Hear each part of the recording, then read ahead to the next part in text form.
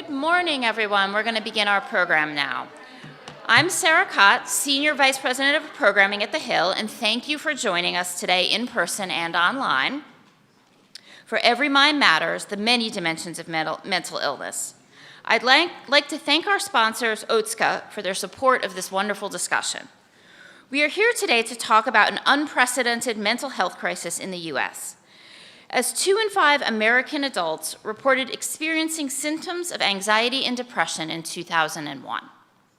Fortunately, the country has witnessed a positive sea change in recognizing the importance of mental health and self-care in recent years. But significant work still remains to create a system that recognizes the nuances and needs of those with mental illness, especially the 1 in 20 Americans with serious disorders. How can we break down the stigma associated with mental illness? How can we build comprehensive care systems to support all individuals affected by it? And how is prioritizing mental health intrinsically linked to good health overall? We will discuss these questions and more, but before we get underway, I would ask you all to please put your cell phones on silent in the room, and you can join our program via social media. You can follow us on Facebook, X, Instagram, at The Hill, and using our event tag, The Hill Mental Health. And with that, I am delighted to start our program by welcoming Bob Cusack, Editor-in-Chief of The Hill, to the stage.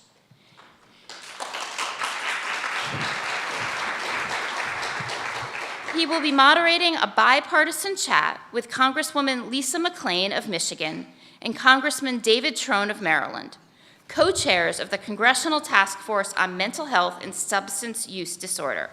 Welcome all. Thank you for joining us.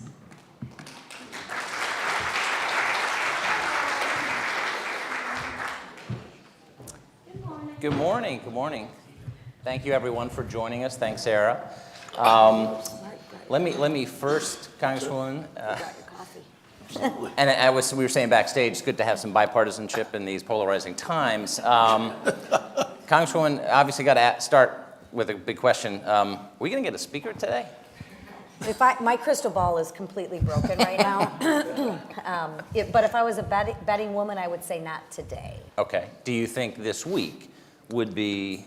I went on TV and I said this week. I don't know who, but I would this week. take that bet. You would take that bet. Okay. I know. It might be Mr. Trone over here, but who knows? We hope for the best. These days, you never know what's going to happen. Right? Anything could happen. Well, as I mentioned, this is a bipartisan event. This is a bipartisan issue. Can you both start off, Congresswoman, with you just why you're here, your connection to this issue? Everyone is affected. Everyone knows people who have gone through some difficult times. And then we can talk about the task force and the bipartisanship. Quite simply, because it matters. I mean, at the end of the day, it matters. And it matters because, like you said, everyone has been touched by it, right? We all have a family member, a friend. It's out there. And I think if you look at the bipartisan task force, it is one of the few places that is actually a bright spot where we can work in a bipartisan fashion to actually get some stuff done here in DC, right? I think for so long, mental illness has been, had that stigma attached. And it takes folks like Mr. Trone to take the lead and really say, hey, we have a problem, because you can't fix a problem until you first admit you have a problem. And then it takes some hard conversations and some tough legislation and to change people's mind, but really to move the ball forward. And I think this task force has done that with the help of folks like you, right? We talk about it now. Whether it's mental illness, whether it's the drug crisis, you name it. But we need to begin to heal from the inside out. And I'm ecstatic to be on the task force. And it's interesting. Whatever side of the aisle I go to and I say, hey, we're doing this for mental health. Oh, I want to help. I want to help. I want to help. It is an issue, unfortunately, but that truly does bring people together. So. Clearly touches every family in America. 1 in 5 folks have some mental illness in their family. It's a concern in my family. The addiction issue is leading cause of death now, 18 to 45. Fentanyl, number 1 cause. I lost a nephew. He died of an overdose at age 24, so it's personal. So I think that's how the death toll has just mounted. Over 1 million folks have now perished to overdoses, and currently the numbers are 80% of that is fentanyl. So that's the killer right now. We went from the oxys and the opioids to the heroin, and now it's fentanyl. And mental health illness runs side by side, and of course justice impacted, and we do a lot of work on justice. Folks that are justice impacted, all 3 are just connected together. Yep. So, Congressman, when you talk to mental health leaders and constituents on this issue, what are you hearing, and what are some of the solutions to the obstacles? Well, the biggest issue we have right now is lack of mental health providers and/or addiction specialists. I'm on the Appropriations Committee, and we've tried to put in literally hundreds of millions of dollars to drive folks for loan forgiveness, to get folks, especially in rural areas and the urban areas. That's where you can't find a psychiatrist, you can't find a therapist, and they're certainly not going to take your insurance. They're going to only paid, right on the spot. So a real shortage of folks in our schools, our prisons. There's just nobody that we can find to work in those jobs because the pay is too low and it's a tough job. Congresswoman, what are you hearing? I would concur. I spend a lot of time in the high schools, and the issue that I see most prevalent, and there are a lot of issues, but the issue that I see most prevalent is let's talk about COVID, right? It is what it is. Kids weren't in school, they weren't socialized for a little while. Whether you agree with that or disagree with that, it is irrelevant. The issue is that's the fact, and that's what happened. So now these children, they go back to school, right? And there's 1 counselor for maybe 250 children. Okay, let's even say in some of the best schools, 100. How is that 1 counselor supposed to deal with those 100 children? And those counselors have to do everything from class schedules to getting them ready for college to mental health. It's just a daunting task. So I think we have to get to the root of the cause, right? Whether you look at the prison system, whether you look at the addiction system, if you peel that onion back, it comes back to mental health. And a lot of times if we can get to those root issues, which I think starts in the schools, I think we're onto something. So we have to funnel more money. Yes, I'm a Republican. Oh my God, did you just hear? Don't quote me on that, I won't get reelected. But I'm dead serious, and I say that. We have to care about the mental health, and you know what? It comes back to money. Every dollar we put in to addiction treatment, mental health treatment, we get $12 returned. Yes. 1 to 12. Yes. So we underinvest in our most precious resource, our children. Yes. That's what we're all here for, Yeah. the next generation. And we don't spend money smartly. Yeah. And then we pay for it on the back end. Right. And I'm not saying that that's an end-all, be-all, but, we know the problem, right? If we can catch the problem early, maybe we can correct 80% of the problem. But it costs money. And one big positive is the Bipartisan Safer Communities Act has $3 billion. That's the first time the federal government's made a major investment. It's in 12 different programs. 3 of the big programs are 2 of the $3 billion. Then there's 9 more grants after that. But that hasn't rolled out yet as DOE finishes up how they're going to distribute it. But that's going to be a game changer for our educators and our students both. Because let's think about our educators too, because they're in the same boat and with all those same stressors. You mentioned the task force, you mentioned legislation. Did that legislation come out of the task force? There are a lot of caucuses and task force on Capitol Hill. Honestly, a lot of them don't do anything. But you guys actually have a proven track record where you've introduced over 100 bills. You've gotten, I believe, 26 into law. Tell us about the task force and how it works. Yeah, last session, we got 26 bills passed the law, and our key is everything's gonna be bipartisan. I mean, bipartisan, that's the key, and this is such a pleasure to work together, and everybody really pulls together, and that's what I like about it a lot, but the big dollars on mental health came out of a concept in appropriations, and we had $1 billion in the appropriations budget in '23 for mental health and K-12. Then President Biden took that concept when the Bipartisan Safer Communities Act, and he tripled it. And now what we've got to do is make sure we continue to fund it. We can't send our schools unfunded mandates like we did with IDEA, which should have been funded at 40%, and the best we've ever funded is 14.25%. So I was high on 17. you were pretty close. And now there are some indications the Senate may follow your lead. There's possibly a bipartisan. What do you know about that? You know, I'm encouraged, right? And what you'll find is the Senate will follow if we prove concept, right? Proof of concept. And I think you kind of humbled yourself. How many bills did we put into law last year? 26. Think about this. Just grasp this. 26 into law. That means the House, the Senate, and the President signed it. 26. That is no small feat. And it's led by this man right here, and I don't think he takes enough credit for that. And you really are doing a remarkable job. And I think because of that, the Senate is now taking notice. And I believe you'll see a lot more getting done in the Senate.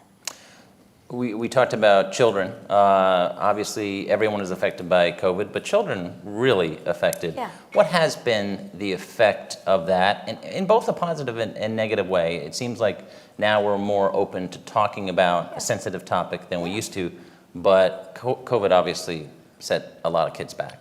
Well, I think the negative is kind of apparent, right? We're social animals. We like to be socialized, right? The other thing is when the children were in their home and they couldn't socialize with their friends, where did they go to socialize? That's horrible. I mean, the internet, all that social media, right? But that was a negative that came out of it. I think the positive that came out of it, at least for me, I have a lot of rural districts, rural communities, in my district. And we did a lot of telehealth. And mental health, right, was a big positive because before you'd have to drive 2 hours if you could even afford it, right? But now you could get on the internet and you could do a Zoom mental health meeting. I get it's not perfect and it's not as good as sitting down one-to-one, but it's a heck of a lot better, which really woke people up to, wow, we really have a problem. And although this isn't a perfect scenario, the telehealth, on a positive note, has really been influential in changing people's mind, but also getting people in the rural communities like I represent. Yeah, we both come out of a pretty rural area. I go the whole way out to Garrett County. It's a 4-hour drive, from Montgomery County where my district starts. So that rural area, their number one issue is addiction, and it's like West Virginia, it just creeps over into my district, up into Michigan. So that telemental has been key, game changer. But the other big game changer coming is the Bipartisan Infrastructure Act. $65 billion to broadband. That's going to change America, and that's going to let us do better telemental, telehealth. The only way we can bring drug costs down is telehealth, and that's what broadband bill is going to do for us and really help bring America together and let folks live in a rural spot and have the benefits of better pay for a job in an urban area. Agreed. And I imagine you have to remind people who live in urban areas that internet is not everywhere, and there needs to be an investment in that, because in the Acela corridor, you tell people, like, wait a minute, doesn't everyone have internet or strong internet? And that's not the case. And that puts a lot of kids at a disadvantage, right? Yeah, we're probably 40% of the kids in my district, Washington, Allegheny, Garrett County, had no good internet reliable at their homes. I'm sure similar. But again, I know that was a major negative during COVID, but it really exposed the need for broadband. Yeah. Local initiatives are very important. Congresswoman, you founded the North End Support Team in Macomb County. Tell us about that. So I'm very proud of that organization, but it's a very embarrassing story for me. And I say it because one of my best friend's son died from an opioid overdose. You know, he's your typical, we all have it, high school football player, you know, has a shoulder injury, gets hooked on opioids, et cetera, et cetera. I thought, and I'm embarrassed to say this, but I'm part of the problem, I thought that all the drug addicts were living under a viaduct in the inner city. I mean, I'm embarrassed to say that, but that's the honest to God's truth, and if we can't start with the truth, then we're not gonna make any progress. Until it happened to me. I didn't see any of the signs. How could I not see any of the signs? I kind of liken myself to halfway intelligent, and it's like, woo, right? I didn't see it. So I was angry. Make a long story short, I was angry. I don't know who I was mad at. I was just angry, right? I was mad at myself. What do we do about it? Because now, once I opened my eyes, right, it was all around me. I was just too blind to see it. So what do? Well, if you go and you look at the justice system, as you touched on earlier, you know, I don't know the exact percentage in our community, but if you look at the bulk of the people that are in jail, that are incarcerated, has to do with a addiction problem, right? All right, well, what do? We don't lock them up. How does that fix the problem? It doesn't. So I started the drug court in my community, and it started very, very small. And in the first year, we put 18 people through the drug court. I know that doesn't sound like a lot, but for our little community, and then every year it grows. And now we're up to, I think last cycle, it was 100 people that went through the drug court that actually broke the cycle. So you have to start with, what do? I'll tell one more little story is if you go to my website and you look at my family, there's one person that doesn't fit in the family. He happens to be 6'7" and African American. I'm 4'11". I don't know if you noticed, I'm sitting down, so it's hard to tell. But right under my nose, we had the funeral at my house, or the wake at my house, and Barrick, my son, came to the wake, and it was, you know, everyone's kind of having a good time. It's 2 o'clock in the morning, and he's crying in the middle, in the corner of my basement. And I said, honey, what's the matter? And he said, Ricky, who is the boy that passed away, he was the only family I had. And I said, well, what do you mean? And I found out that his mother was incarcerated, or is incarcerated, and will never get out. And his dad is homeless on the street. He had no place to go. Now this is right under my nose, and I was too blind to see it. That's why I say it's very embarrassing. So probably the biggest thing my husband and I ever got in, I said, oh, honey, you can come live with us. So the next morning he got up and he said, Miss Lisa, are you serious? And I said, oh, absolutely. Perhaps I should have consulted with my husband prior to that. But he's Stuff happens. Exactly. You know. But he's been with us now for, I don't know, 12 years? So, yeah. Fantastic. That's great. That's great. And he's a blessing to me. So. Yeah. Congressman, as far as people who need help, who are watching right now, what advice would you give to them? We do now have a national hotline, but at the local level, what works other than funding? Well, I'd say the 988 line has been fantastic. And Great idea. I don't think anybody quite realizes the deaths that we have in our country by suicide. I mean, that number's just a shy under 50,000 deaths. That's 135 deaths today. Today, 135. Of those, about 28,000 are by firearm. So we could do a lot better there if we put in some different rules and regulations to make sure those firearms weren't available right when that person hit their low point. Because suicide's an impulsive situation, and the firearm is a game closer. So that's a big, big issue. It's a challenge for everybody. And we've also got to continue to connect better on all three things together. addiction, mental health, and of course, the justice piece. And so we've also formed another group which we're working on called the Second Chance Caucus. So we went out, we got 20 Republicans, 20 Democrats, and we're all about getting folks a second chance. Everybody deserves that. We've all screwed up. And so that's some of those folks that have been, as Lisa said, been drug incarcerated, treating drugs like a crime, not a disease, and then we've got to help them get that second chance. Or third or fourth. Right. Yes. Right. Going to open it up to questions as we have a few minutes left. But Congressman, just want to ask you, well, both of you, what's the legislative agenda now? You said 26 laws have passed from the task force. I think a lot of people wouldn't have thought 26 laws passed in recent years. So what's on the agenda now? Well, biggest thing on the agenda right now is get that speaker. That would help. Yes, can't do anything Unfortunately, until that's our that. fault. Lisa's going to handle that very shortly.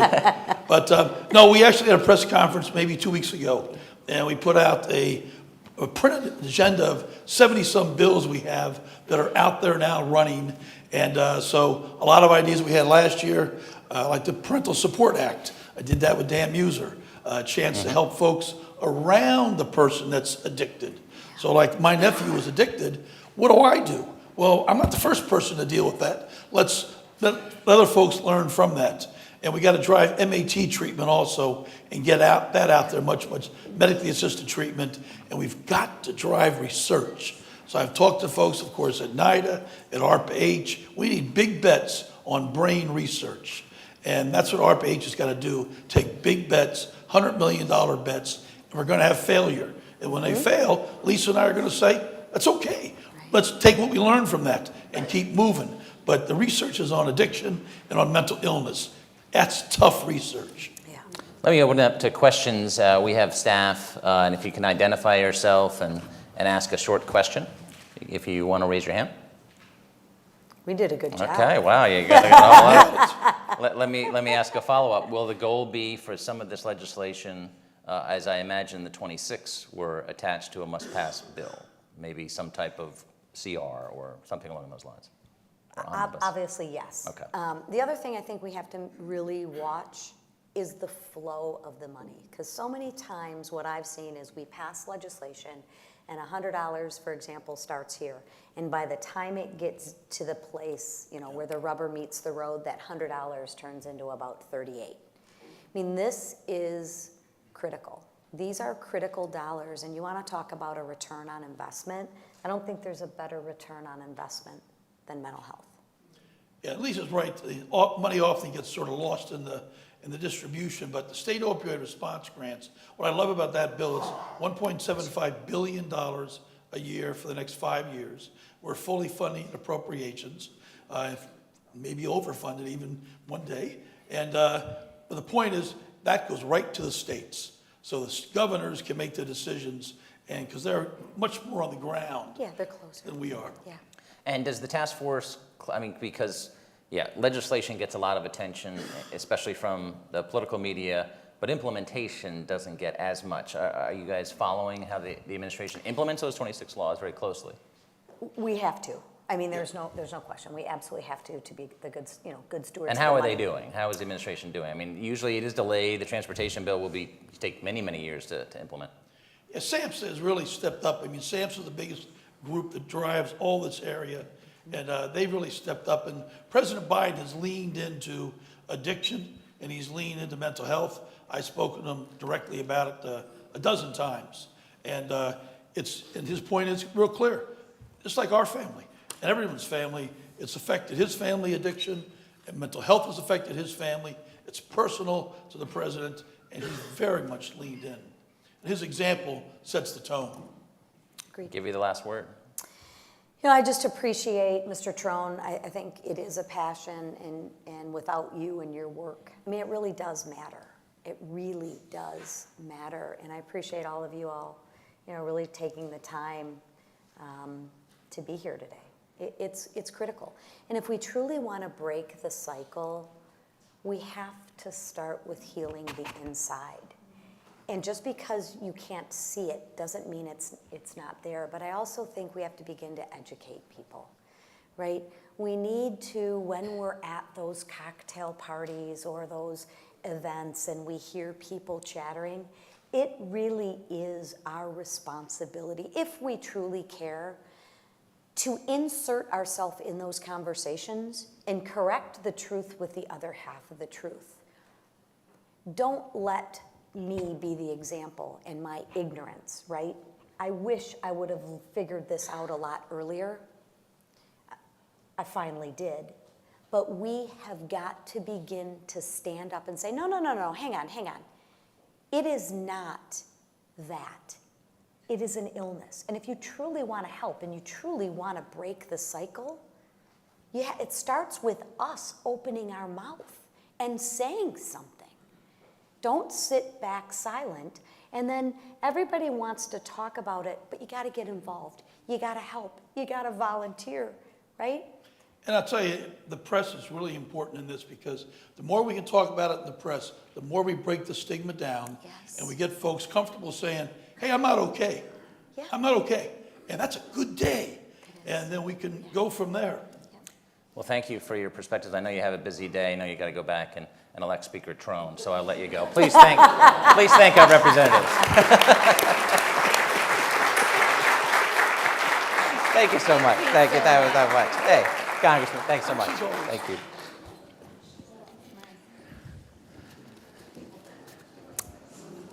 Okay, great panel. Now we get a firsthand perspective from Gabe Howard. He is the host of the podcast Inside Mental Health and lives with bipolar disorder. He's an author and a speaker. Welcome, Gabe. Hey, thanks for joining us. Thank you so much. Well, I was reading about your story, and I don't want to get in the way. Why don't you just tell us your story?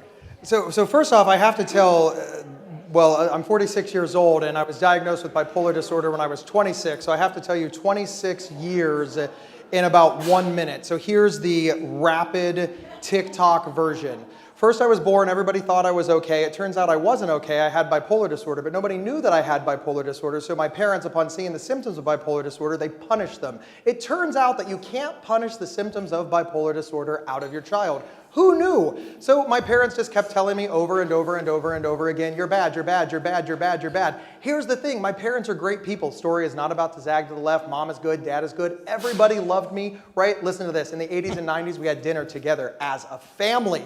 It was basically Norman Rockwell. So I believed them. I thought I was bad. So I entered adulthood. I had no idea that I was sick. But here's the thing. I thought about suicide every day that I could remember. And I thought it was normal. You think there's no robust mental health education now in 2023? There was zero in 1980. Plus, I went to public school. So it was just nothing. So everybody believed that my problem was behavioral. And I got zero help. So when I became an adult, here I am. I have untreated bipolar disorder. I have all of these problems. I have all of these symptoms. And I just think I'm a bad person. So, from this vantage point, I like to say hilarity ensued. But obviously, in those moments, tragedy ensued.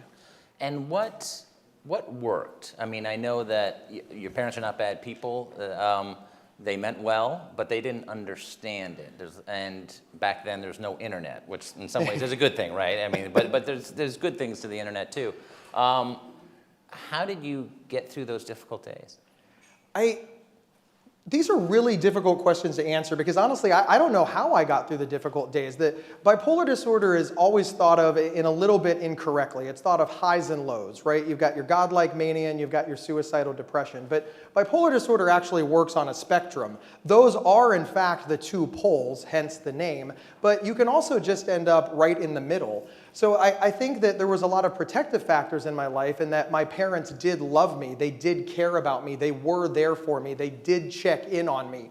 All of these things really helped avoid loneliness, isolation. They ran interference for me. But also, frankly, there's just dumb luck.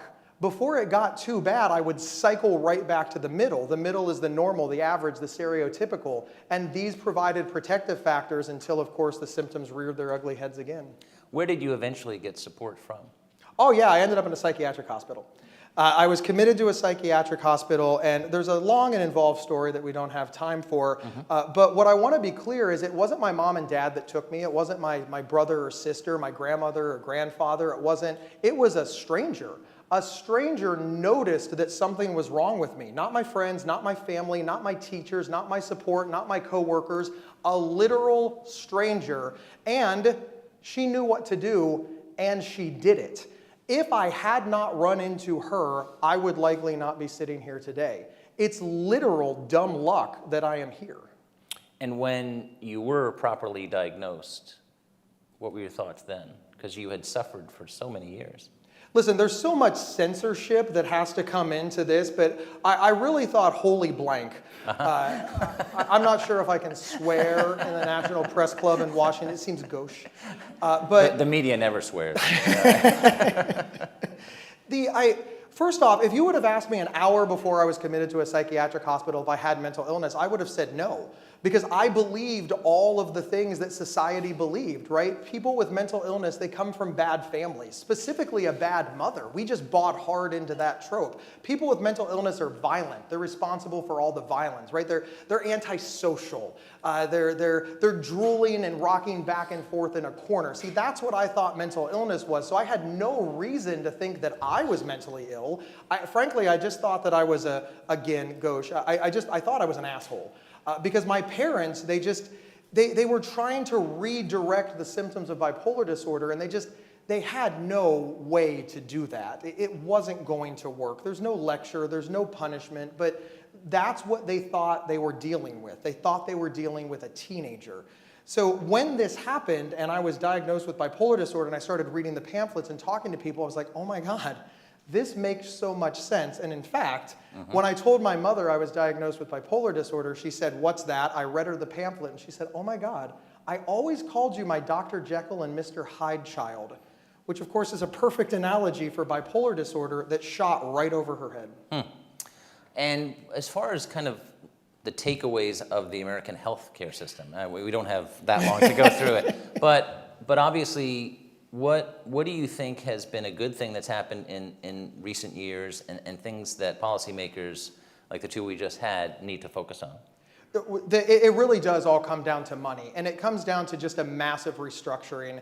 I have a friend who loves to watch those home improvement shows, where they flip the house, etc. And there's always this house where, usually one a season, where they go in and everybody looks around and they're just like, okay, we're just going to tear it down. We're just going to tear it down and start over because that's how messed up this house is. Maybe we'll pull a couple parts out and save them and incorporate it into the new design, but no, we're done here. In so many ways, we have this with mental health and the safety net, et cetera. We can't even get the same statistics to pop up in the same state in different counties, right? That's what we're dealing with, right? We can't even get a state to have results that are representative across its state, and yet we're trying to figure out if this is working. The biggest thing that I always tell people is I started to be a mental health advocate 15 years ago, and we've done all of these different things. And everybody's patting themselves on the back, and we're all proud, and we've passed legislation, and all of these things are great. And I'm right there. I will go anywhere there's a microphone and food. And I'm on one hand, I'm super happy that it's being discussed, but go back 15 years and look at the suicide rate per capita, and look at it today.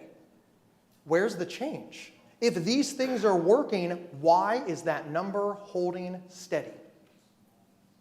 It represents failure in my eyes because I'm the number. I'm the number. I need that number to lower as a protective factor for me. But everybody else like, hey, we did the thing and got the points. Okay, can we lower the number? How can you lower the number? Hey, listen, I love that question. And here's why I love that question. Because if I could answer it and everybody in this room is like, hey, we talked to a crazy guy at the National Press Club and he's got an idea and we did it, I would wonder what was wrong with America. I don't know. Right. And here's the reason that I don't know, because we're not studying it. There are not robust studies on how to do this. And it's somewhat shameful that a patient has to point that out to government agencies. Why are we not looking into this with everything that America has? And we have the finest doctors, the finest people, the most resources, and yet everybody thinks the solution is, here's what we're going to do. we're going to ask the bipolar. I appreciate the question, I do, but if we really stop and think about it, the question should be, what study can you reference that shows us what to do? And there's not a lot. Words matter. We talked about it a little bit before we came up on stage. Detail that, of why, how we talk about this issue is important. I think that is such a wide-ranging question. First off, words do matter, but sometimes we take it too far. For example, I say I'm bipolar, and there's always somebody that writes me a letter whenever I give a speech and says, Gabe, you're more than just bipolar. And I always write back, nobody said just. Why did you hear just? That's very interesting. I said I was married, I said I was hungry, and you didn't say that I'm more than just married or more than just hunger. But you hear that bipolar word and everybody's like, oh, you're so much more than that. So I always like to give pause to that. Let's not let our brains fall out when we think about this. People should be able to define their own experiences. Also, nobody lies awake at night and wonders if they're having a mental health crisis. They wonder if they're going crazy. Let's be honest, that we got to use the words that people use. But more to your point in the media, phrases like committed suicide. See, I live with bipolar disorder, which currently has a 15% death rate. Now, we're all friends now, I feel. If I were to die from bipolar disorder, it meant that I died by suicide. Or if we're using the language of our forefathers, I committed suicide. There is no mechanism for me to die from my disease. The disease is removed. I committed suicide. I died by suicide. I took my own life. I ended my life. Where is he died from bipolar in this conversation? Because ultimately, that's what killed me. But that's often removed from the discussion. And it creates this parallel discussion that maybe I had some sort of choice, or maybe I had some sort of idea in it, or involvement, or I am personally responsible for it. And you know, that's a lot. It's a lot, and it's a difficult conversation to have, and it's a nuanced conversation, because I don't want anybody who is contemplating suicide to believe that they that they can't impact it. But by the same token, if I died from bipolar disorder, I would hate to think that the conversation would be, well, he chose it, so forget it. We're just going to forget about Gabe. He's erased from history, and in fact, it's his fault, and we're mad at him. That's tough. It's tough. What kind of reaction have you got since you became a mental health advocate? Well, nobody is more upset than my mother. No, sincerely, a long time ago, I wanted to become a mental health advocate, and I asked my parents. And honestly, I was trying to get my parents to tell me not to so that I could just blame them and just do nothing, right? That's a great out, blame mom and dad. But mom and dad they were on board with it. They're like, no, tell everybody everything, because if it can help another family, then it was worth our family going through it. So I did. And now my mother has said she didn't think I'd get this far, and she wished she would have put some guardrails on it. I feel that that's a fair point, but the reactions are all over the place. From the, oh my God, you're so brave and you're a hero, which I have to say, my ego loves. I do love it. But on an intellectual level, why am I a hero? Because I'm living my life? Because I'm fighting an illness that I have? Because I'm doing what I'm supposed to do to be well? But then let's swing that pendulum back the other way. Here's the real reality. There's only really two choices for people with serious and mental illness. We either don't have our act together, or we got our act together. Where is the phrasing for the people who are heroes, right? Aside from when we speak publicly. And then we're actually heroes for speaking publicly. We're not heroes for defeating serious and persistent mental illness. So the reactions are largely mixed. Okay. There are positive reactions and there are negative reactions. The most negative reaction that I get, of course, is that I'm a liar, that I'm a con man, that I'm faking this, and that this is all part of some ruse that Gabe conjured up in order to get all of you to give me all of your money. Also, that I'm in the pocket of Big Pharma, which I will take Big Pharma's money, but I seem to be in no pocket. But you get a fair amount of that negative reaction. I get a lot of negative reaction. And again, it's all based on misunderstanding, right? The whole "you're bought and paid for by big pharma" comes from this idea that many patients don't feel that they understand their medications. They don't feel that they're getting enough time with doctors. They don't feel that the medication is doing for them what they want it to do, and they don't understand why it's working. And they have to lash out somewhere. So that is where they lash out. And unfortunately, they start taking innocent bystanders with them. You know, I do take medication, and that is one of the many things that allows me to live well. But of course, I do now run into this open, I just run right into this pole of, okay, well, you're a liar, and you're just trying to help the pharmaceutical companies build customers. This is tough. There is a nuanced conversation that needs to be had here that we don't have even remotely enough time for, even if we cancel everybody else and let me stay. Well, last question, and it's the most important one. From your experience, and people who are watching this are like, well, you know, maybe I need to talk to somebody. Maybe it's a stranger, maybe it's a family member, but to figure out how they can improve their quality of life. What would you tell them? So if I was talking to an individual, I would tell them you've got to self-advocate. You've got to advocate for yourself, and you've got to be tenacious, and this is a difficult and long journey. Social media, number one, but also the media, movies, etc. They always portray mental illness as this way. First off, the person is acting erratically, and then somebody says, "Did you take your meds today?" Then the person takes their meds, and then they're a great detective. Right? It's always like that. They become great at something. That's the other side, right? We're either very sick, which is problematic, we're suffering, or we're great artists, we're great detectives, we're amazing at the things that we do, all as this like backdoor gift because of mental illness. So I would tell them that that's just not true. It's going to take a long time. From the time that I left the psychiatric hospital to the time that I reached recovery took 4 years. That's a long time. But if you ask the average person from diagnosis of bipolar disorder to wellness, they'd be like, well, a few weeks, a few months, right? And then if I was talking to a larger group, just to take the moment, I really want to be clear that when I was diagnosed with bipolar disorder, it was the literal equivalent of my first car being a $120,000 Mercedes-Benz. Right? And I got in the $120,000 Mercedes-Benz at 16 years old, and I drove it around for a couple of months, and I thought, wow, this car sucks so badly that I myself have to advocate on behalf of all drivers everywhere to fix the automobile industry because that's how bad this car is. So you can imagine my surprise when I found out that everybody else wasn't getting $120,000 Mercedes-Benzes as their first car. And then you can imagine my surprise when I found out that some people weren't even getting cars. The best of the best of the best was offered to me, and it was woefully inadequate.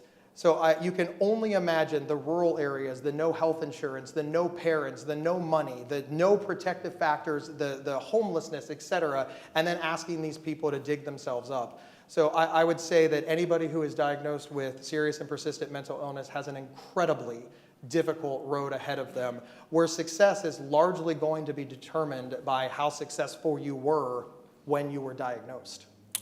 We have run out of time. Please thank Gabe for sharing his story today. Thanks so much. Thank you so much. Thanks.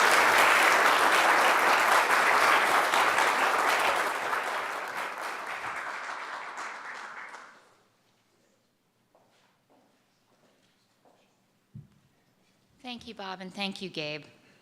Now it's time for our sponsor's perspective portion of our program.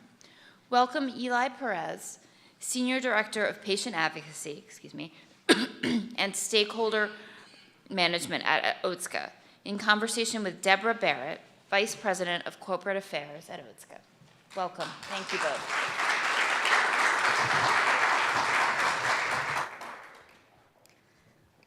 Well, good morning, everybody. I can't tell you how delighted we are to be here this morning. It's nice that we get a little short period of time to share our perspective, because the other conversations, and you can tell from the first two this morning, are just so vital and important. They underscore for me what we've been talking about recently, which is that the conversation around mental illness has been shifting. there is a greater willingness to share experiences, to talk about impact, to focus from a policymaking perspective. I mean, the good news last night that we now have a Senate caucus on mental health. That's excellent. That's progress. That shift is really welcome because how we identify, diagnose, educate, and treat mental illness is a critical need now. You heard, and you've heard many times over, the numbers about the breadth of the incidence. 1 in 5 American adults is suffering from a mental illness. But what we didn't say again today is more than half of those people are not getting treated. So 28 million American adults with a mental illness are not getting treated. Can you imagine 28 million people with a broken arm or a heart condition not getting treated? It's unthinkable. And at Otska, and this is why we believe what we believe strongly in the value of every mind. And that is why everything that we do is focused on fighting to ensure that individuals with mental illness get the same kind of care, treatment, attention, and focus as those with any other disease. So what I want to do is turn over to my colleague Eli. You work every day, Eli, with the patient advocacy community. We've talked about how the national conversation is shifting. Tell us what's happening at the individual level. What is working? What's going well? And what more do we need? Thank you, Deborah. Good morning, everyone. It's great to be here. So the first point I want to jump on is, and Gabe's not here now, but I'm going to share something that he shared with me because he's done a lot with regards to educating myself and my colleagues with regards to mental health, mental illness. And the one thing I want to point out is we're using these terms today, mental health, mental illness. Hey, Gabe. What I want to point out, though, is that I think we need to be clear on the language and what we're talking about. And it's great that on the national level, there's a lot more recognition of the importance of mental health, that we all have mental health that we need to care for. But it's also very important and much more important to understand the impact on individuals living with mental illness. Mental illness and mental health are not exactly the same, and sometimes we conflate them together. When we do that, and this is something that Gabe shared with me, during COVID, it impacted everyone profoundly. It impacted individuals living with mental illness very differently. And one of the things that Gabe shared with us was the idea that we have to raise the urgency on reaching these individuals. The supports that they need are very different, and we need to understand that uniqueness to living with mental illness versus caring for your mental health. Both very important, but we have to understand the differences between mental illness and mental health. So that's one thing. The other reason we need to separate these is when you look at even mental illness, you have to dig even further. They're not just all one disease state that you lump all together and you call mental illness. There's so many different conditions that individuals are living with, and we need to understand that. They're each unique. They bring their own challenges. They bring their challenges with regards to symptomatology. They bring challenges with regards to level of insight an individual might have into their disease. It's very different with regards to supports that an individual might need to receive, depending on their mental illness. And so we need to understand that. We've seen many times individuals who are misdiagnosed, and just the additional pain, emotional, mental, that can bring when you don't have the diagnosis correct. So it's very important to understand that these are very different disease states, conditions, that need to be fully understood, and the individual needs to be understood. What are they trying to accomplish in their life? Where are they? What supports do they have? And so it's important to really dig deep and understand each individual, what they're living through, what their challenges are, and how best to meet them where they are. Thank you for going there, because it feels like we shouldn't have to say it, but mental illness is not monolithic. And the idea that people think it is or don't understand it well actually ends up being, the misunderstanding ends up being a barrier to getting the care, to people reaching out and getting the care that they need. So that's, I think, a really critical point. I just want to add in a couple of other barriers that, again, we talk about, but they're worth underscoring. One, and you heard it this morning, is kind of workforce shortage and the fact that people just don't have access to a provider. I think Representative Trone said it, but half of the U.S. population lives in a workforce shortage area. We talked about, and I had looked at this, they're estimating one mental health provider for every 350 individuals. That doesn't make any sense. And the problem is even worse, obviously, in rural areas of the country. 65% of rural counties don't have one psychiatrist in them. What do people do when they need care? Where do they turn to?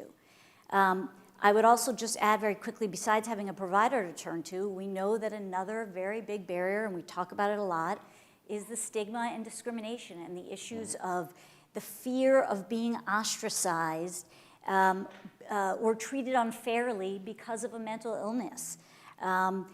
Stigma is influenced by cultural beliefs, by attitudes, by values. So it's at that community level where we need to be doing the work to try to address stigma. I do want to give a shout out because it's nice for us to identify good things that are happening, to the work that CMS, for example, and others are doing to try to integrate more community-based services because of the issues around stigma and discrimination and other things into the integrated care model. That is really, really critical, and we need to see more of it. The point here is that these services, these things are not nice to haves, they are things we have to have. So I guess I wanted, they're critical to the success of what we're trying to achieve here. Again, based on the experience and the people you're talking to, what types of support, can you be specific about the kinds of support and initiatives that are working, and where the gaps are, what we can do about it? Absolutely. So in the work that I do, connecting with the community, and that includes healthcare professionals, that includes patient advocacy organizations, individuals living with various mental health conditions, a few things really pop up. One is the power of the peer, right? The idea of having an individual who has walked down a path, come alongside a family who honestly feels lost and don't know what to do. Being able to have that peer come alongside them and help guide them is tremendously powerful. Healthcare professionals, definitely a workforce shortage. And also those that are there are working under tremendous constraints, time, other constraints. And so being able to have a peer come alongside when an HCP can, or a healthcare professional can't spend that time that they want to with a family, connect them with a peer. Have that peer come alongside them, guide them.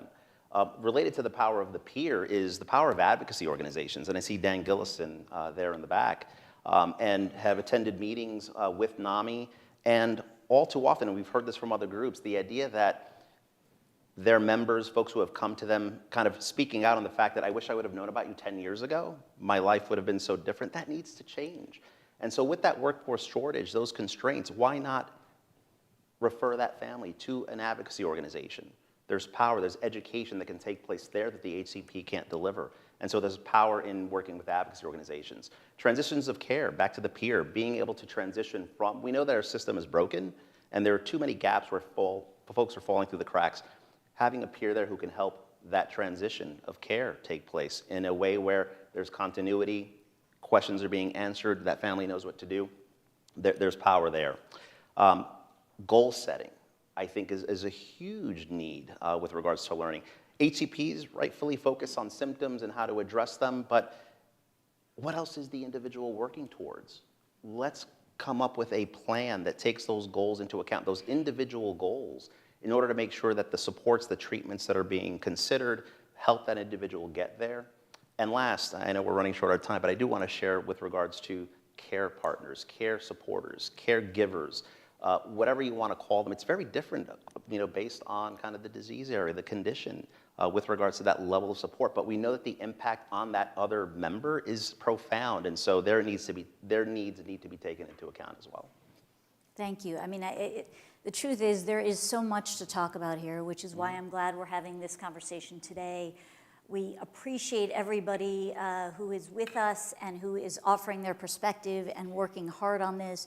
We too are joining you and are committed, even more committed than ever, to try to advance the conversation, support the right kinds of solutions, continue to do research and development and bring innovative solutions to individuals who need them. And we look forward to the continued conversation. So thank you for being with us today. Thank you.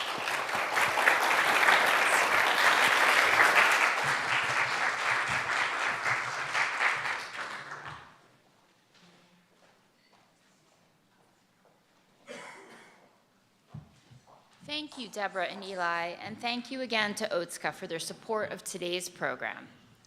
Now please welcome back Bob Kuzak, who is joined by panelists Dan Gilson, CEO of the National Alliance on Mental Illness, Susan Gurley, Executive Director of the Anxiety and Depression Association of America, and Colorado State Senator Daphna Michelson-Janae. Thank you for joining us.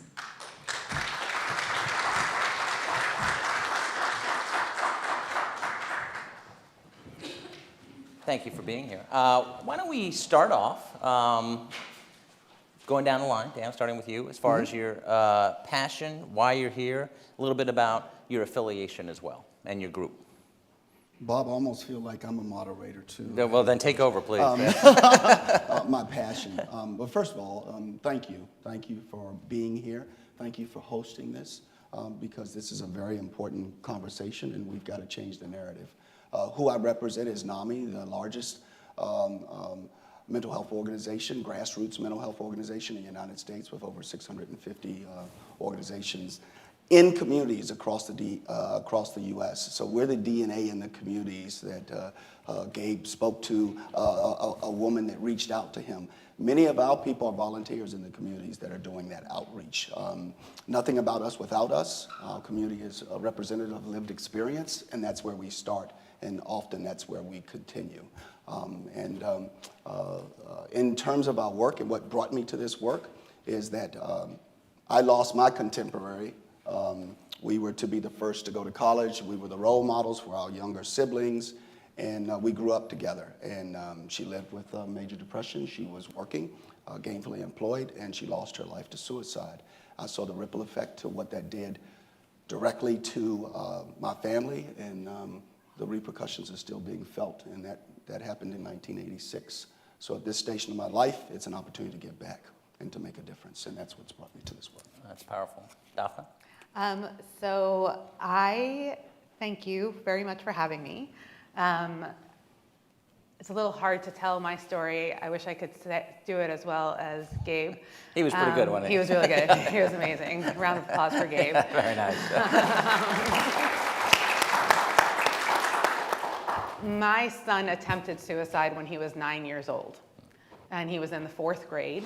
And he had been talking about suicide since he was 6 years old and wanting to die. He didn't know the word suicide, but wanting to die since he was 6 years old.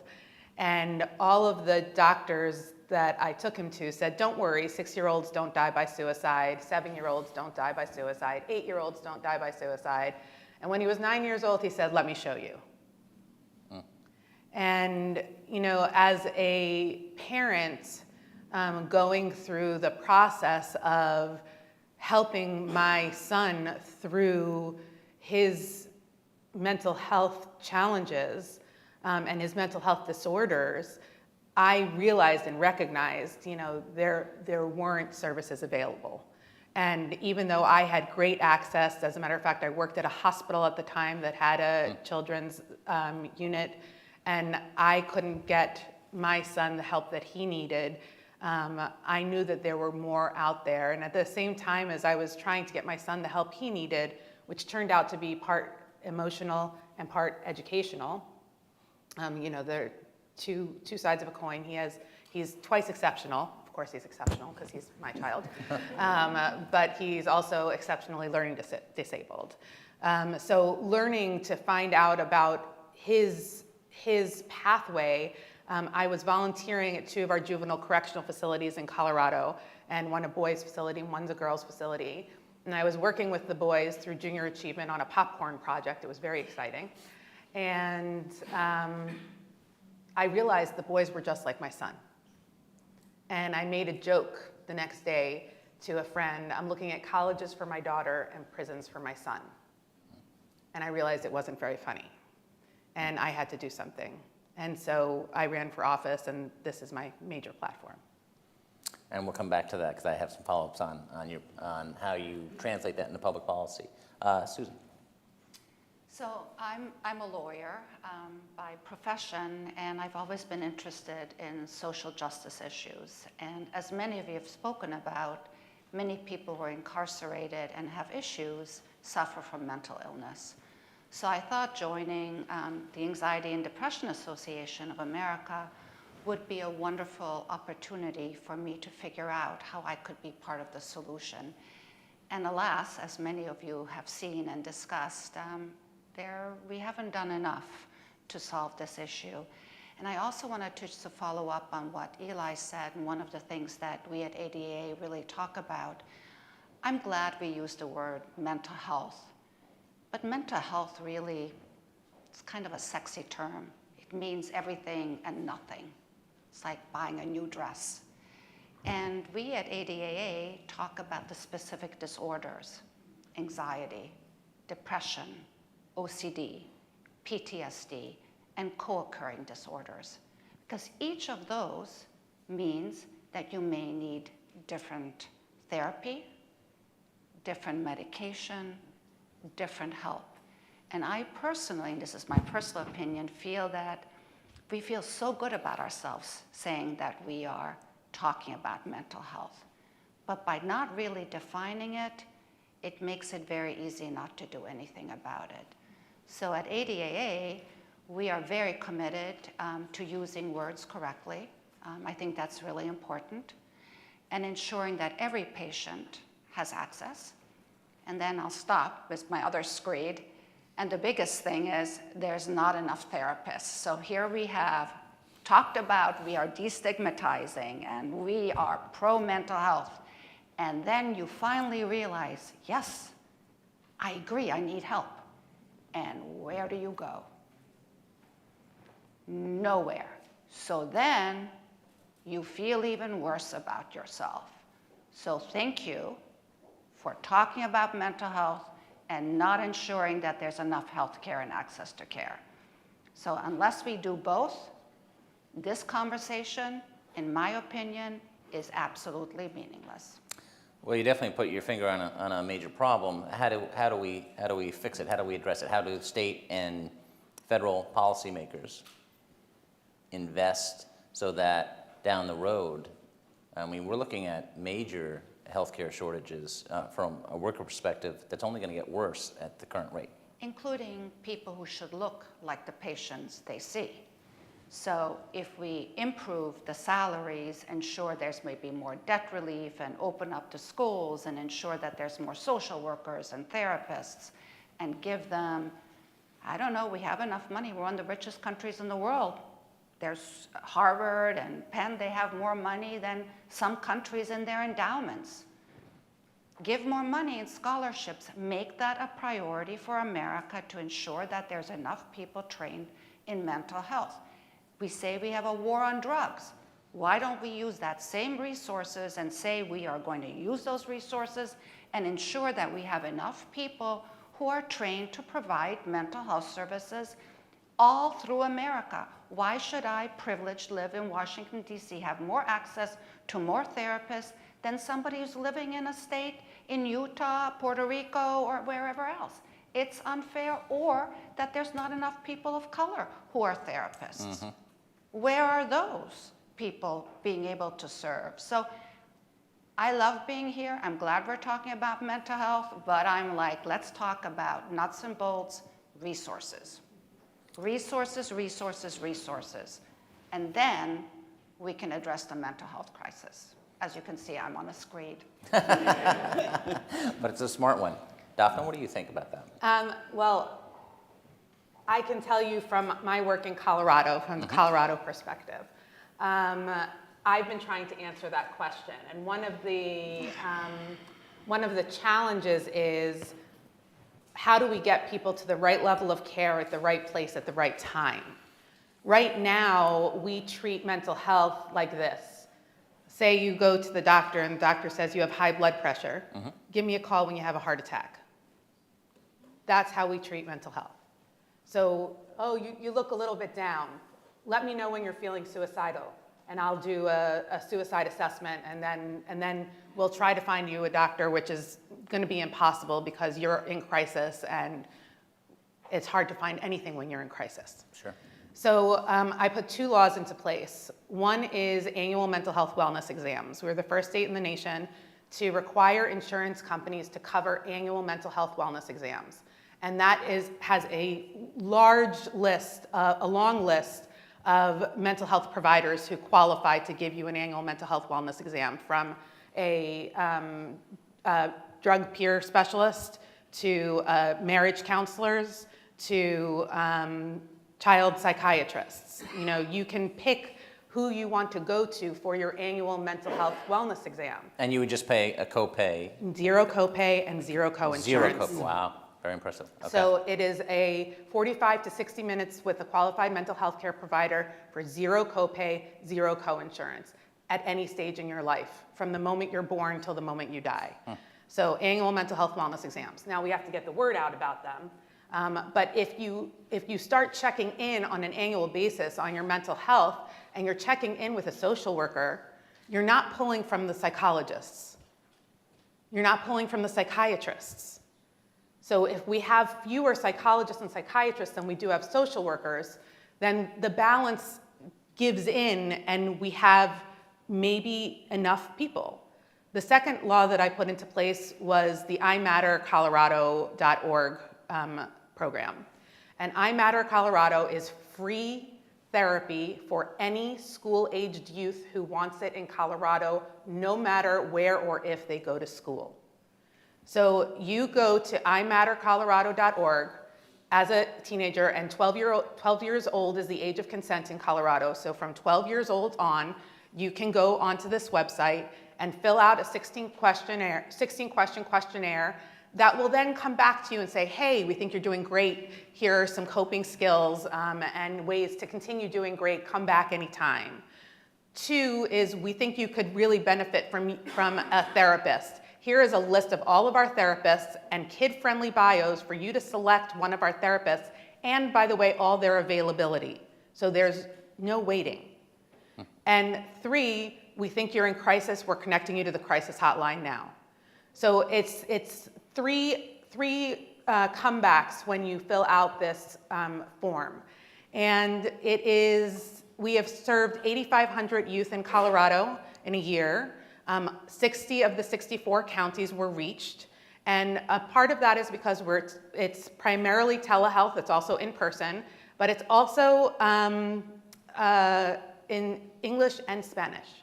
So we have a lot of monolingual Spanish-speaking families in Colorado, and this is access to have therapy in your native language. Which is very important Very as far as, and you, just as a quick follow-up, you said you've got to get the word out, right? Because you got to tell people about it so they can take advantage of it. Right. How many people are taking advantage of it? I mean, obviously, that's a big marketing campaign. Yeah, so we ran the numbers, and our numbers did not increase between 21 and 22 in terms of people taking advantage of annual mental health wellness exams, the codes. So we pulled by the codes. So we desperately need to get a public-facing campaign out to let people know that this is an option and why it's important to take care of your mind like it is to take care of your body. That's great. Dan, I want to talk to you about your association recently launched a new teen and young adult helpline. Can you tell us about that and its effect? Because that's what we spend a lot of this morning talking about kids. I'm actually wearing a little bracelet for the helpline. We say nothing about us without us, and we have a national helpline. And one of the things about our helpline is before COVID, it was brick and mortar. It was tethered to being in an office, and we had volunteers that we trained, but they would come in, volunteer to actually be on the helpline. When COVID happened, we had to take it into the cloud. What has that allowed us to do is to actually train people across the country to actually work on the helpline. So we now are able to expand our reach and our services. The teen and young adult helpline is that, you know, we created, I heard David Trone, I think, speak about the next generation. And what was interesting about that was that Representative Trone was that we've created a group called Next Gen. And as we looked at that, and this is a Next Gen group of about 21 to 25-year-olds, and I'm going to the teen helpline, but where I'm going with this is as follows. We created that to actually have nothing about us without us, and we knew that young adults needed to have a voice. And they said, don't patronize us, don't have us up on a dais, have us involved, have us at the table. So we put out, over 30 days, we put out an application process. We had 760 young people apply for 10 seats to work with us for a full year, informing our work going forward. And we've done a great job with that. We took that and we asked that group, what are we not doing? And they said, you need to have the teen and young adult helpline. You need to have our voices. We actually had some callers call in and said, I don't want to, they could tell by your voice that you were, I guess you can say, in my age group. And they said, well, I want to talk to someone younger. So we got the feedback. We went back to the next gen group and validated, asked them, and then that's why we created it. And we just launched it last week. And we're very excited for what we know it's going to do for us. And it's directly from feedback from our next gen group. And for people watching, how can they get in touch? What's the number? How do they get in touch? Do they go to your website? They can go to our website, Okay. NAMI.org, or 1-800-950-6264. Okay, very nice, very nice. I also want to follow up on what we were talking about earlier as far as kind of the breaking news that the Senate is going to follow the House's lead. That doesn't usually happen on a lot of things, especially on fiscal matters nowadays. But what do you know about that? Because I hear you were you have some intelligence on this. Yes, yes. It's been in the works for a number of years, and really want to congratulate the advocacy teams at NAMI and AFSP. And what I know about it is that it is a bipartisan caucus group that has 4 representatives, but it's actually been built out to 10 now, 5 Democrat, 5 Republican. How they've come to that, it was launched on yesterday. So yesterday morning was the press conference, last night was the reception. And what was so interesting is the conversation about what mental illness does not look like. It doesn't look Republican, it doesn't look Democratic, it doesn't look independent. It looks like all of us watching and all of us in the room. And the biggest part of it for me was it was long in the works, and now what we see is a tone. I like to look at it as leadership, and thank you for your leadership, what you're doing, Senator. Leadership, tone, and execution. What I found was the tone and the temperament from these leaders is they are really all about execution, bipartisan execution. So, and they're getting to work right away. And what are their priorities going to be in this Congress? First of all, the first soundbite from Senator Padilla yesterday was about the Bipartisan Safer Communities Act and the implementation of it. What he said was, and then also Senator Tillis said the same thing, before we look at new legislation, let's make sure we're doing something in terms of operationalizing the legislation that we have. Right. So that was the first piece. And then they're going to look at some new legislation in terms of some opportunities in communities. But the first part they want to do is seek first to understand what we already have and making sure that it gets implemented at the state level.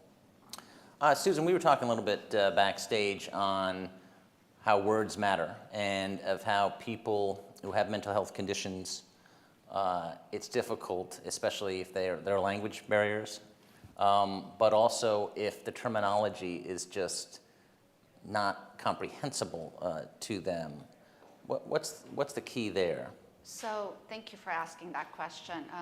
ADA, we've worked very hard in ensuring that the language and the information we provide is health literate. Not everybody is as equally educated in this country, and the information that we provide is for free.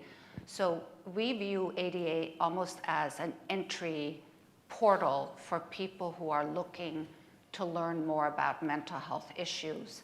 So for example, we try to explain, we throw these terms around therapists, CBT, ACT, all of these terms. Mm-hmm. Frankly, I don't know how many of you know all the terms, that I forget them. I'm like, so we actually write it out and say, this is what it means, and ask your therapist, what are the therapeutic models you are thinking about using? So we try to educate the consumer so that they feel comfortable when their providers use certain terminology. Or let's talk about medications. I'm a big proponent that if there are good medications out there, one should take them. But we try to also give the patient information and questions that they can ask in a way that they don't feel insulted in how we're putting them in words. Because as we know, the terms of these medications, do any of you know what they mean? And then 500 different things that can cause you. We just want the patient to feel comfortable in saying, what does this new medication do? How does it impact other medications I may be taking? How does it impact the therapy that I am using? And just giving the consumer information in a way that is digestible so that they are not overwhelmed with jargon. And going back again, which we've all talked about, mental health, mental illness. People suffer from specific disorders. We have to use the names of the specific disorders to ensure that we provide the people who suffer with the right help. And that is critical, and that's why we're all here. But thank you for asking my favorite question. That's a very good point. I'm sorry, I love that question. Thank you. Well, I'm afraid we're running out of time. Please thank our panelists for joining us today. Hey, thanks, Dan. Thank you so much. Thank you. No, absolutely. No. That was a great answer. Okay.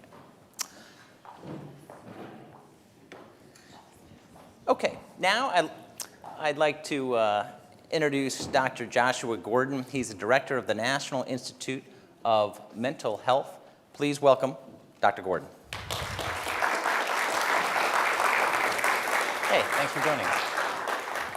So, Dr. Gordon, tell us about your agency. I'm sure many in the audience are familiar with it, but maybe people watching online, not so much. So I am the director of the National Institute of Mental Health, as you mentioned. This is the principal federal agency responsible for funding mental health research. We're one of the 27 institutes and centers of the National Institutes of Health, and we're the largest funder of mental health research in the globe.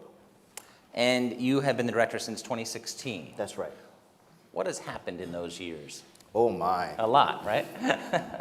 And a lot of challenges in those years. A lot of honestly. challenges and a lot of successes. Of course, you know, we've experienced a number of challenges to the nation's mental health between the pandemic, the upheaval around George Floyd, and lots of other things. And we've all experienced that together. We've all had those mental health impacts. In terms of progress in mental health research, just in those last 7 years, we've seen the adoption of coordinated specialty care for first episode psychosis in over 300 clinics throughout the United States, serving thousands of individuals. We've seen the FDA approval of two novel medications for depression. We've seen expansion of services in a variety of areas.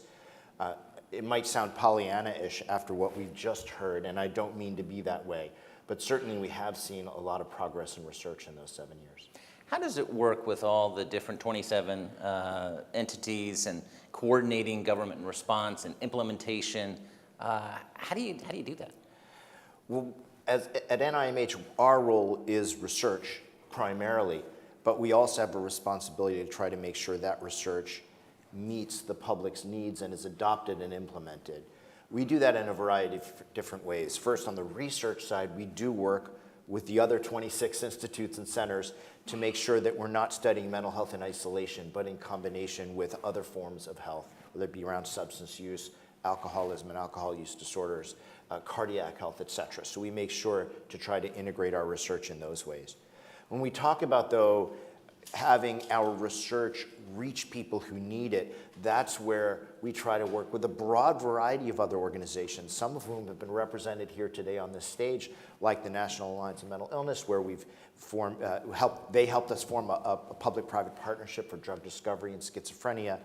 We work with the Substance Use and Mental Health Services Administration, which is responsible for funding those coordinated specialty care clinics to make sure they're using evidence-based approaches there. In fact, we have a learning healthcare network we formed with them so that those clinics can learn from their experiences and figure out what's working and what doesn't work, where our researchers are embedded in those clinics, getting data from those patients and sending it back to the clinic so the clinic knows what works.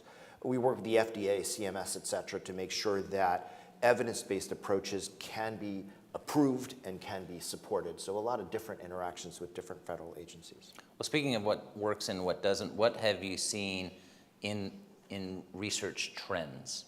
What have you noticed that would be, for people here in the audience and watching online, that you've seen, wow, that's interesting? Also, man, A lot of stuff, right? A lot of stuff. Let me tell you three things. Okay. One, from a neuroscience perspective, obviously mental illnesses, they're instantiated in the brain. Yes, lots of things in our society, in the environment affect it, but they're instantiated in the brain.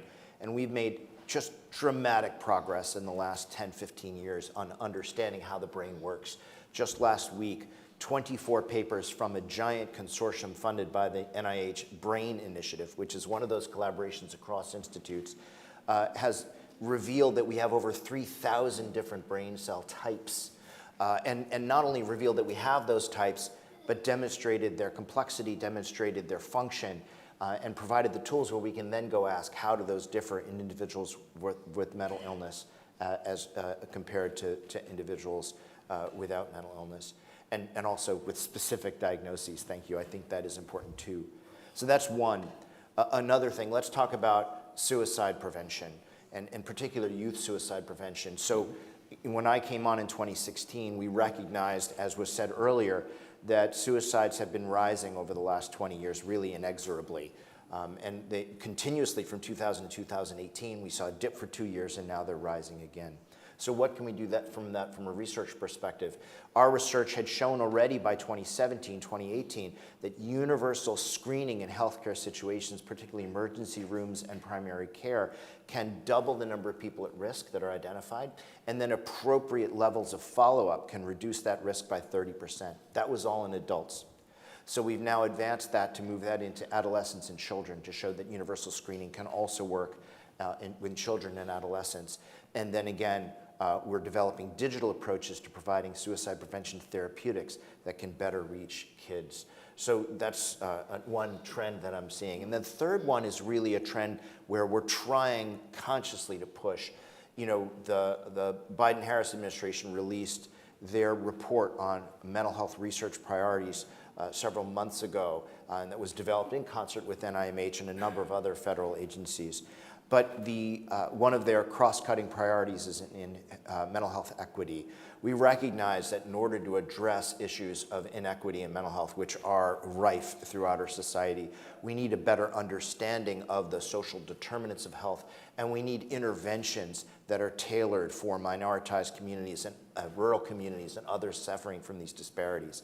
So that's been a real push over the last several years to try to develop the cadre of researchers who can do that in terms of developing training programs specifically for them, as well as diversifying our research workforce, because we've come to see that it's researchers from those communities who want to go back in, understand that problem, and develop solutions for that problem.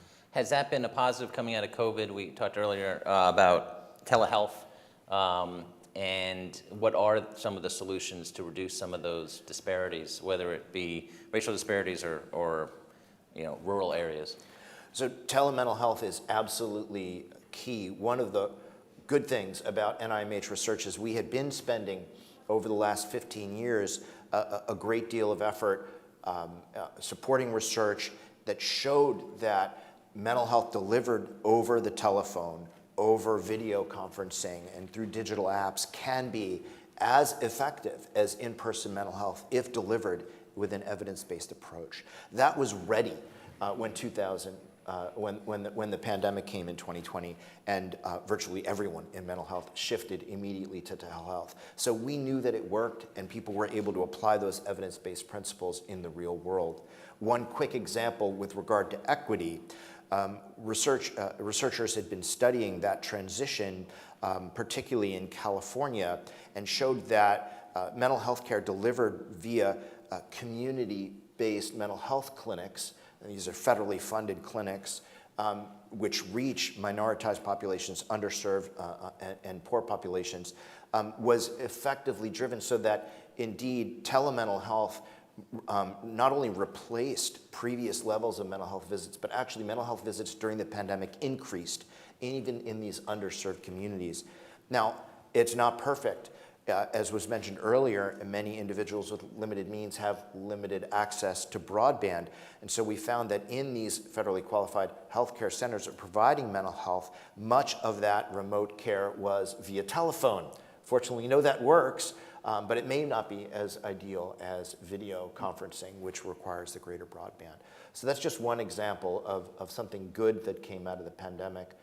The other thing is not necessarily good, but it's helped inform our research approach. As we knew from disaster after disaster that preceded the pandemic, those with limited means, those in minoritized communities, those with poor access to mental health care are also the most affected by any emergency, and that was absolutely true during the pandemic.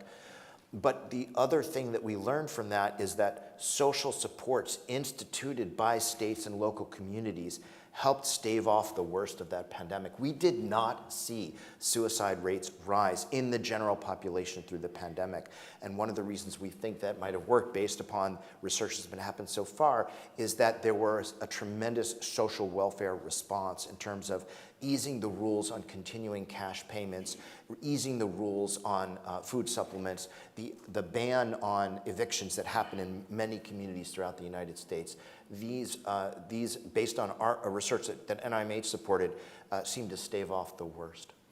It came up in a couple conversations earlier how we have an aging population in this country, and there are workforce issues right now.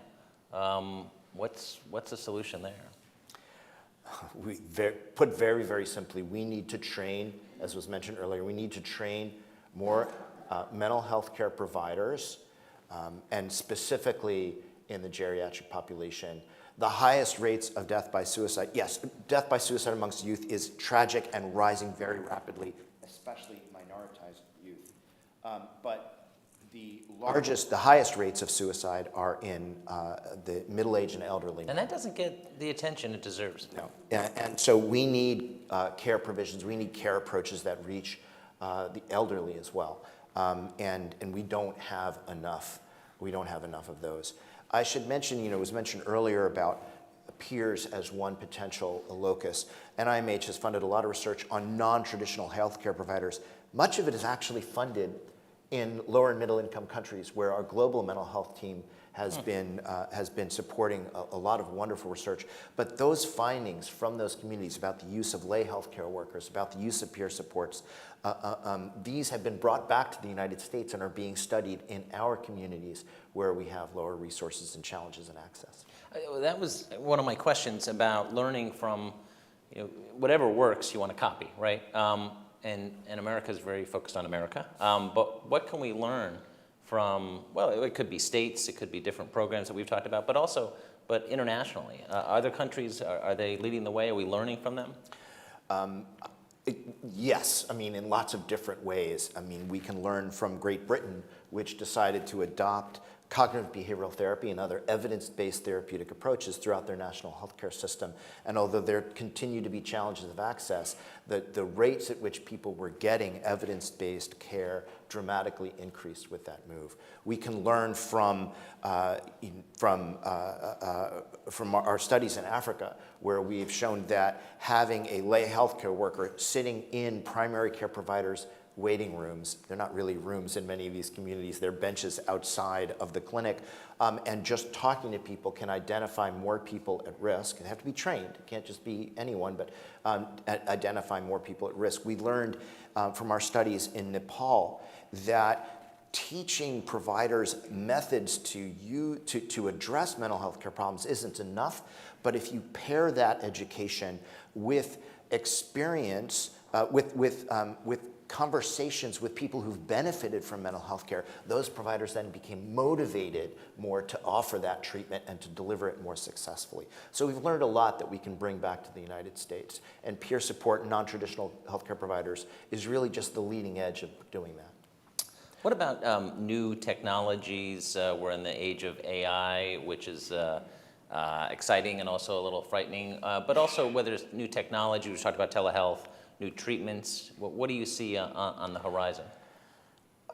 I think there's a lot of promise in novel technologies, AI, digital therapeutics, for two different purposes. One is to help the problem of matching treatments to individual patients, otherwise known as precision medicine, right? And we don't have that operant right now in psychiatry. Those of you in the room who've received treatment for mental illness know that it's a trial and error process, right? But if we can learn enough about our patients, get enough data on them, then we can use these approaches to develop tailored approaches that really work for individual treatments. That's a major thrust of our research. So that's one way. Of course, delivery of digital therapeutics is another way. And so there are tremendous opportunities for apps and other approaches that can augment clinical relationships with care providers and that can deliver that care to remote settings, rural areas, lots of different approaches, and tailor it also to individual patients in communities that are hard to reach. Now, I want to distinguish those kinds of approaches from wellness apps, from mental wellness apps. It's really crucial from my perspective as a researcher and as someone who wants to see these things implemented in the real world that we study these apps and demonstrate that they actually work for people with mental illness, right? And that requires a certain level of regulatory oversight. That requires that these tech companies invest in their products to make sure they actually work so that doctors, patients, social workers, therapists can provide care that they know is going to work for their patients. Do they work now? Thanks. There are a few FDA-approved apps for mental health care. There's a lot of evidence, and there are some countries, learning from other countries, Sweden, that have adopted some of these evidence-based approaches, built them into their national health care plans, and some health care plans in the United States that are using these evidence-based approaches, but there are far more approaches that haven't yet garnered that evidence base that we really need to do. As far as connecting to people, has, in the wake of the pandemic, has the stigma improved? Because people have to say, listen, maybe I do need to talk to somebody, and getting to that point, and that's a difficult process. So asking me as a member of the public, yeah, I would say stigma has improved, right? I mean, we've all seen it in our daily lives. I would also say that that stigma was on its way towards improvement before the pandemic, but the pandemic greatly accelerated that process. As a researcher, I have to acknowledge it's harder for us to measure that. Okay. And we're not 100% certain the degree to which stigma has improved from a scientific perspective. So you haven't seen the proof of that necessarily? That's right. Okay. Let me just say that one measure of proof is the higher rates at which people are seeking treatment, right? And those waiting lists that we discussed, that we've heard about, the fact that it's really hard to find a care provider, that's all been increasing over the last decade, despite actually an increase in the number of care providers. It's not far enough, but there's increased demand for services. I would argue that's one one piece of evidence for that decrease in stigma. As a key government leader, for people who are struggling right now, what would you advise to them? Seek help. And I understand that help may not always be easy to get, and that's our cross to bear in terms of policymakers. We need to find ways to improve that.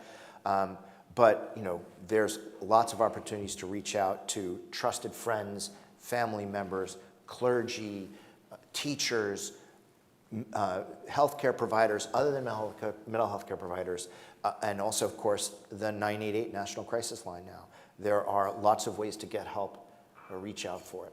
What does the research show on hotlines and how important, obviously, and the 988 hotline, I think, and I was saying this earlier, is one of the best ideas that government created.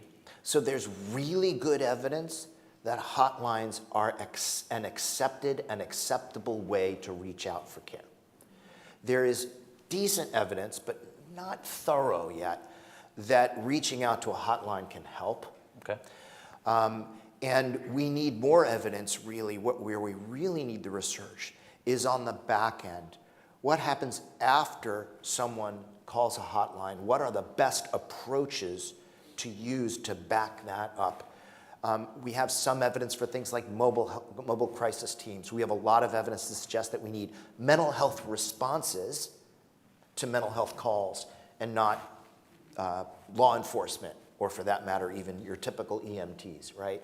So there's some evidence for some of the things needed to back this up. One of the things we're excited about is the fact that different states are doing different things in response to 988. And so we have researchers who are studying those different responses to figure out what works best. And once we know that, then we can tell everybody, hey, of all the different solutions the different states have implemented, these are the things that we're seeing actually move the needle on care. So it's interesting. The states have little different methodologies. Yeah, And then you study them, see what works, and do that. that's right. Anything I didn't ask that you wanted to stress, or any closing statement from this, I think, very important discussion? Well, one thing, I mean, you asked it and I sort of responded, but not explicitly. You know, NIMH has been around now for 75 years. We're celebrating our anniversary. If you want to visit our website, you can, lots of fun events to go to. There's a myth out there that research hasn't made a difference for mental health care. And not to minimize the evidence that we have a long way to go, that we're not making a dent in suicide rates, that there isn't good access, that most people aren't able to get evidence-based therapies. We have made a lot of progress, and a lot of that progress is because of research. We have dozens of medications for each of our mental illnesses. They're not perfect, they have tremendous side effects, but they can help people achieve recovery. Each and every one of those medications has been touched by mental health research. Cognitive behavioral therapy, psychotherapies for everything from autism to OCD, they all have a basis in research, either funded by or conducted at the National Institute of Mental Health. And so I think we have to acknowledge that research actually does pay off. And the reason why it's important to do that is because if we don't acknowledge that, then there's no incentive for policymakers, for Congress, et cetera, to continue funding that research. And we won't have the great discoveries of tomorrow that rely on it. We've run out of time. Please thank Dr. Gordon for joining us. Thanks so much. Hey, that's great. Well done.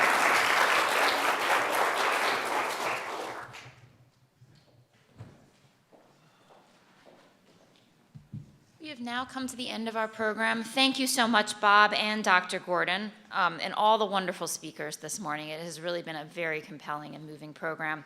On behalf of the Hill, and our sponsors, Otska, we'd like to thank everyone for joining us here and online. If you missed any portion of today's conversation or you'd like to review some of it, it'll be available shortly on thehill.com. And thank you all for joining us today.